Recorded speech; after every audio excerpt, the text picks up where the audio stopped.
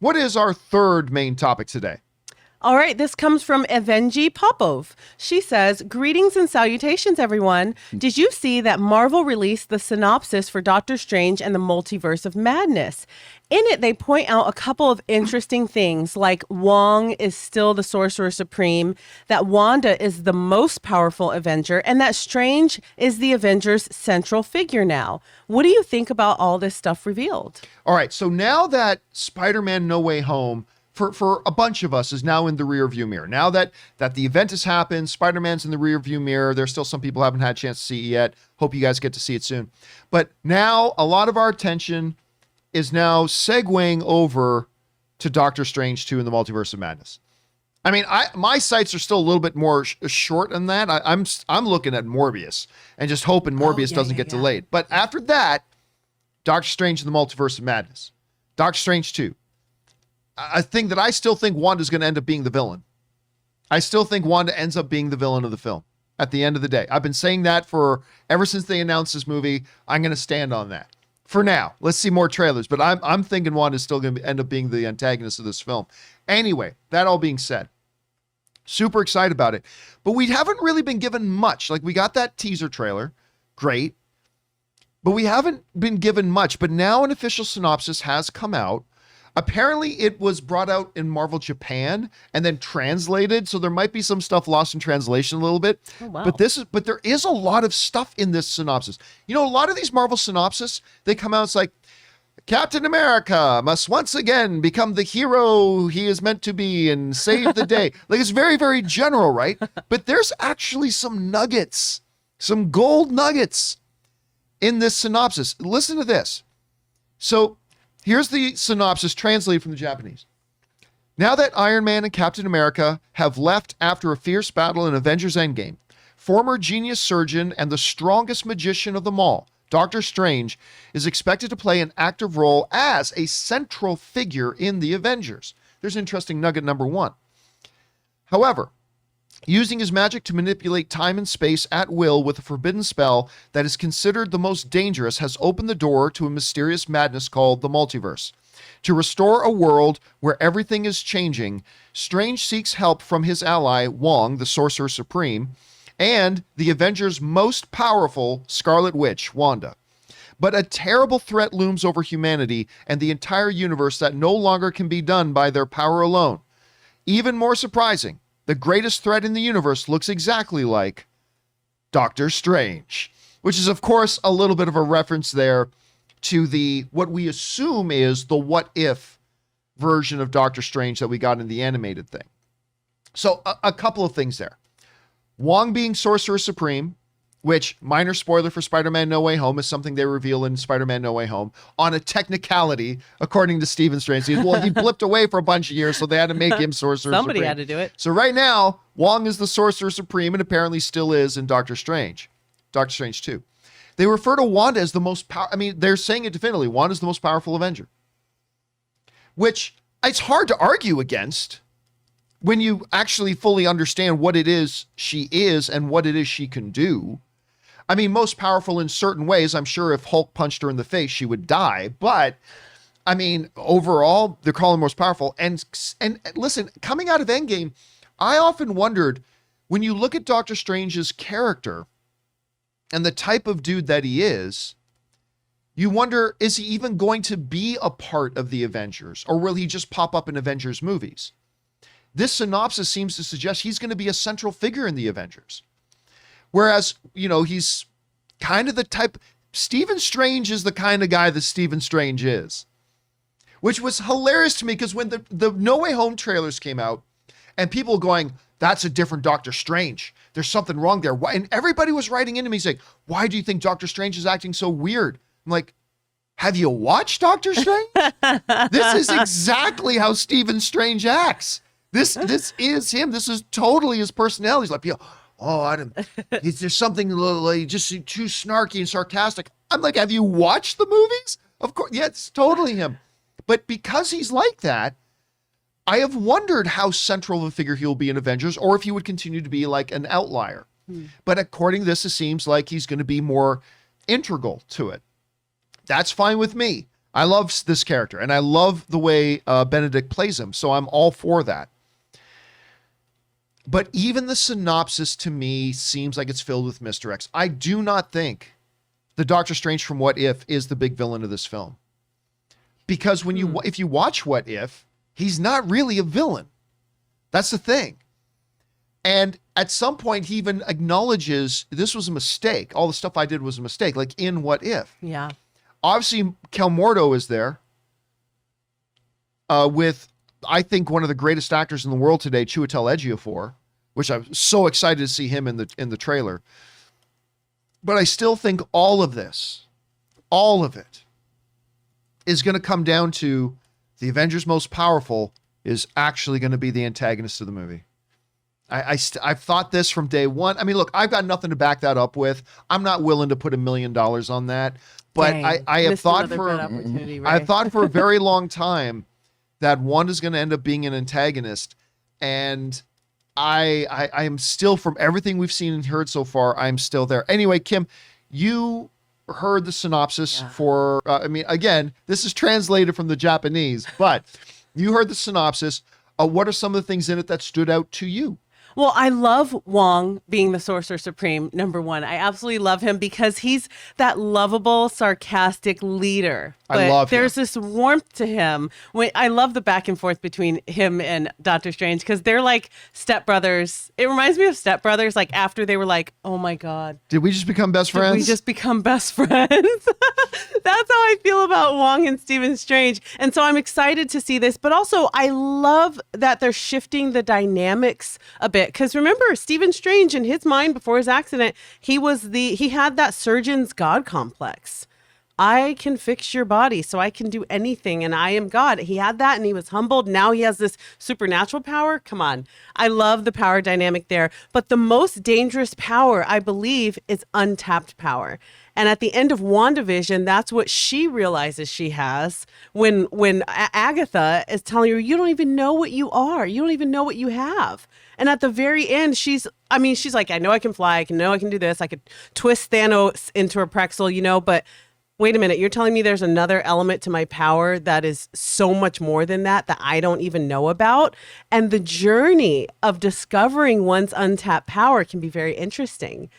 So that's why I don't disagree with you, but I'm not on board. When you say that she could be the antagonist, I'm like, okay, she's discovering another level of power that's already super strong. So it could go either way. I'm super duper excited about Multiverse of Madness, especially after hearing this. I'm like, the action's there, my favorite characters are there, but now the story's getting more interesting. Right, and there's another element here too, because I have spent the last 4+ years trying to tell everybody who's been writing in, this next Marvel thing is where the X-Men are coming. This next thing is where the X-Men are coming, saying, no. Get the little the dog spray water bottle. No, stop that. But the reality is, we're now 4+ years since Kevin Feige said, I need to finish out my 5-year plan. We're getting really, really damn close. There has been a floating theory out there that is not the dumbest theory. Because if you know in the comic books, if you want to know how powerful Wanda is, in the comic book, she just uttered one phrase that changed comic books for a long time. No more mutants. It changed the landscape of Marvel Comics. When Wanda Maximoff just said, no more mutants, it changed everything.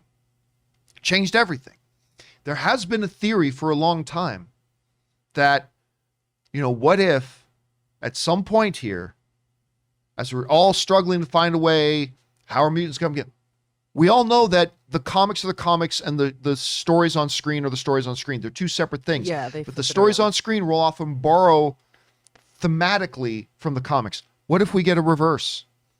What if Wanda brings about the mutants? Look, man. Let there be mutants, or Let there be mutants. Fill the world with power, or something like that, like something in a reverse of what she does in the comics. But she does something in this, because remember, as much as she's trying to be the good guy, she's still lost in her madness. At the end of WandaVision, she was still obsessed with trying to bring about the existence of these two kids who never existed in the first place. Yeah. And when Doctor Strange says to her, what do you know about the multiverse? You see that look on her face. Because I think she believes this is her chance to bring her children that were never real in the first place, to bring them from some other facet and bring them to her. Yep. And I think she will do anything to make that happen. That's a possibility, To bring man. balance, as Thanos would say. He's willing to wipe out half the universe. I think she's willing to the universe be damned. I want those kids. I got a taste of being their mom. I want those kids. And we saw at the end of WandaVision, she was still steeped in that. She was obsessed. Mm-hmm. And she accidentally created that whole situation. She didn't even realize what her love for Vision had done. And how accidental was it? Maybe on some subconsciously, level, you know what I mean? But the face-to-face Wanda wasn't like, yeah, I kind of just created it. She started remembering, but that's the love she had for Vision. That's a man and woman. I love you. That's that classic romance. The mama bear love is that lifting a truck off my baby love. Yeah, that I had no idea I could do this kind of love, and that mama bear love is scary. When you try to come up against that, you might find yourself maybe surrounded by mutants. I don't know. And by the way, I just always have to go back to this. It is still a contender for me as the greatest line ever spoken in a comic book property. Contender. And I might be misquoting it. Correct me if I'm misquoting it. But what is grief if not love persevering? I mean, I remember watching WandaVision the first time. They're sitting down on that bed, and Vision says, "What is grief if not love persevering?" And I paused. I'm like, "Wait, just hold on." I wanted to get on the phone with Martin Scorsese and say, "Yeah, your whole thing, comic stuff isn't cinema. Listen to this line. That was poetry, baby. That was poetry. Poetry." I'm still trying to figure out that line right now. That was like a tattoo contender. I'm trying to finish up my tattoos, and What is grief if not love persevering? Love that, dude. I'm like, God, this is so good. So anyway, with all that, we go back and we're looking at Doctor Strange. So understanding them putting all these pieces of the puzzle in the synopsis together. Okay, Wong, still Sorcerer Supreme. Which somebody asked me a little while ago if I think Wong could die in this movie. No. And I said, nah, they seem, with what he did in Shang-Chi, they seem to be setting him up as kind of the new Nick Fury. That he's like the magic Nick Fury. Wong is becoming the connective tissue, it feels like. So I said, no, they're not going to kill him. The ancient tutor. Yeah, you know what? You know what? I'm not so sure about that anymore. Don't say that.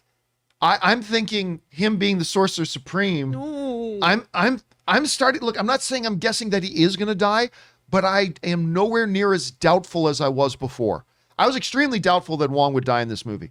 I'm not as doubtful anymore. So I don't know. That's going to be, but that setting up that Wanda's most powerful. When you're trying to set up a big threat in a movie, what's more threatening than the most powerful? Because let's face it. Let's face it. The Wanda that we now know at the end of WandaVision, what matches Baron Mordo to her? I know, right? Like, what matches he to her? He's not. I'd like to see them go head to head. Oh yeah, but I honestly, that is nowhere near as close of a fight as, say, Wanda and Strange, right? Like, Mordo did not become Sorcerer Supreme. Blah blah. Strange has more natural giftings than Mordo does. He's no threat to Wanda. So he's not the big ultimate threat in this. The what if Doctor Strange, again, I don't think is actually villainous. So what are we left with? We're left with Wanda. Now, again, we may see another trailer that will give us a little bit more information, and then I'll go, well, no, then clearly Wanda's not the villain now, okay? Yeah. But for now, I still think, you know what? We're going to do a little poll for you guys who are watching live. Oh my gosh. I really want to hear what everyone I just want to know what you guys says. Do you think Wanda is the antagonist in Doctor Strange 2?